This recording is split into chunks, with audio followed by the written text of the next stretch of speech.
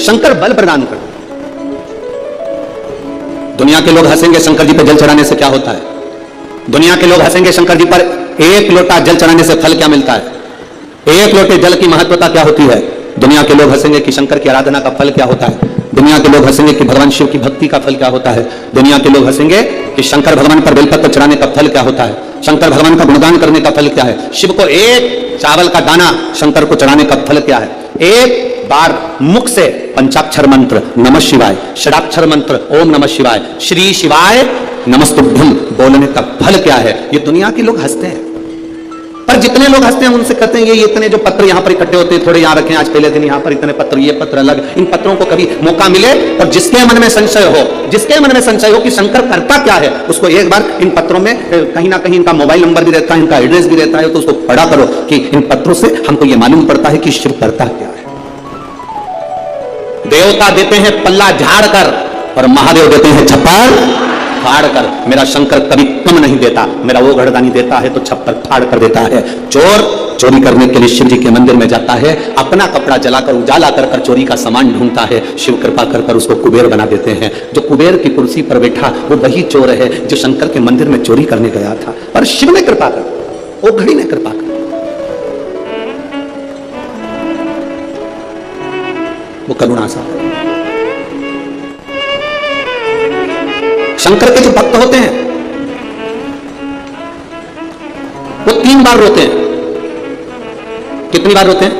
3 बार। शिव के जो भक्त होते हैं वो 3 बार रोते हैं। पहला, जब भगवान शंकर को पुकारते हैं, उसके हृदय में बड़ी तकलीफें होती है, कष्ट होता है, दुख होता है, तब वो भगवान को पुकारता है, तब रोता है।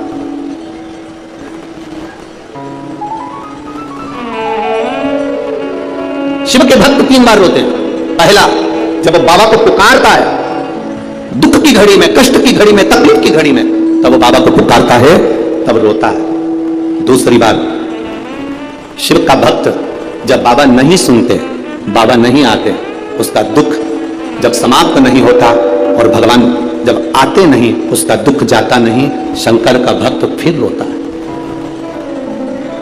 शिव के भक्त 3 बार रोते हैं, एक बार भगवान को पुकारते हैं तब, दूसरा भगवान नहीं आता तब, और तीसरी बार शंकर के भक्त तब रोते हैं जब भगवान मिल जाते हैं और उसका कार्य जब पूर्ण हो जाता है, तब भी वो रोता है, तब भी रोता है।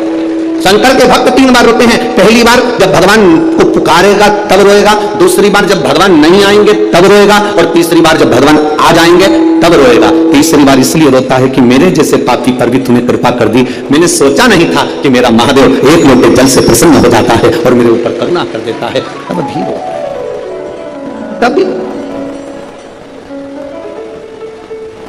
बस आपका भरोसा, आपका विश्वास दृढ़ होना चाहिए, और जितना विश्वास, जितना भरोसा आपका पक्का होगा, उतना परमात्मा को मिलने में देरी नहीं होगी।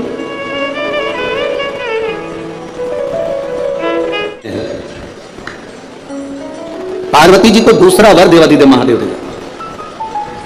एक वर दिया व्रत, नियम, साधना, तपस्या, तप करने वालों को शिव और शक्ति बल देते।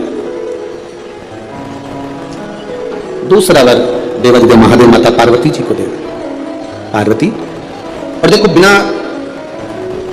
बल के, बिना अगर कोई तप साधना अगर कोई करे और भगवान शिव की कृपा ना हो, माता रानी की, स्वयं माता पार्वती की दया ना हो, तो कोई व्रत किसी का सफल नहीं होता।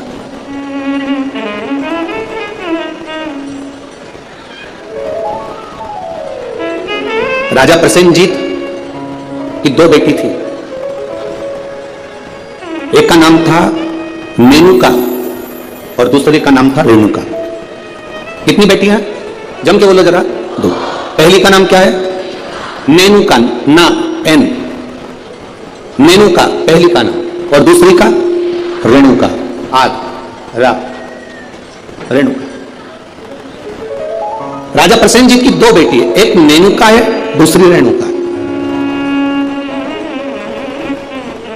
नागपुर में भी कहीं ना कहीं रेणुका माता का मंदिर होगा, है? अच्छा, एक का नाम है नेनुका, दूसरी का नाम है रेणुका। अब देखिए तप का बल कैसे प्राप्त होगा। दोनों देवियों में विचार करिए, ये दोनों राजा प्रसेनजीत की दोनों बेटी है, रेणुका और नेनुका, ये दोनों बेटी राजा प्रसेनजीत।